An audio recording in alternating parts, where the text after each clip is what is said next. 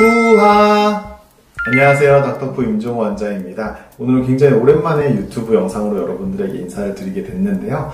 예전 유튜브 영상에 어떤 분이 댓글로 무턱 보형물에 대해서도 좀 다뤄주세요 라고 질문을 주셔서 오늘은 무턱 보형물과 필러 그리고 턱끝 수술에 대해서 설명을 드려보도록 하겠습니다. 무턱이라는 거는 없을 무자에 이제 턱자를 쓰는 거긴 하지만 실제로 턱이 없다는 뜻은 아니고 턱이 원래 있어야 되는 위치보다 뒤에 위치한 걸 우리가 무턱이라고 불러요. 주걱턱의 반대말인 거죠. 그러니까 무턱이라고 해서 반드시 턱이 작다는 뜻은 아니에요.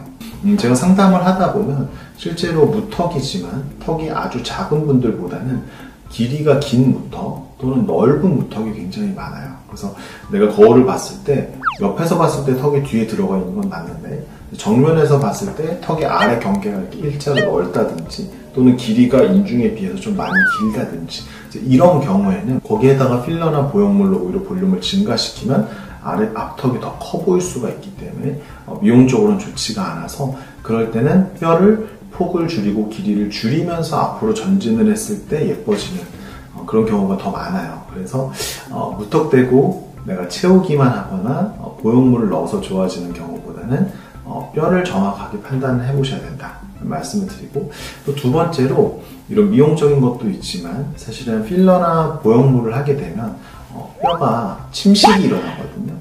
뭐 예전에 여러 영상들, 논란이 된 영상들도 있었지만 사실 필러나 보형물이나 공통적으로 이제 외부 물질이 들어가면서 압력이 턱 앞에 증가하기 때문에 외부에서 증가한 압력은 뼈를 녹이는 역할을 해요. 그러니까 뼈가 단단해서 사실 변하지 않을 것 같지만 이렇게 외부에서 이물질로 인해서 압력을 받게 되면 그 압력을 받는 부위는 오랜 시간이 지나면서 점점 이제 흡수가 되거든요. 이제 뼈도 흡수가 되고 새로 생기기도 하는 굉장히 다이나믹한 조직이기 때문에 보형물이나 필러로 압력이 증가하면 반드시 시간이 지나면 뼈가 그 부위에 침식이 일어납니다. 그래서 제일 안타깝고 조금 힘든 경우가 보형물을 너무 큰 걸 넣는 경우.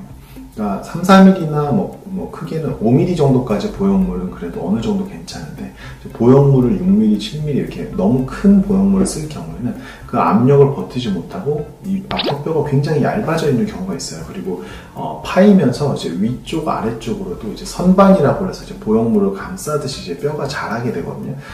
그런 상태에서 나중에 보형물을 제거하고 뼈 수술을 하게 되면 사실 수술이 녹록하진 않습니다. 그런 부분이 있고 불가능한 건 아니지만 쉽지 않고, 그리고 또 하나 보형물을 큰 걸 쓰게 되면 이물감이 심해요. 그래서 이제 근육이라든가 이런 부분들이 특히 좀 불편하게 되고 이제 입이 잘 안 다물어진다든지 이런 문제가 생길 수 있고요.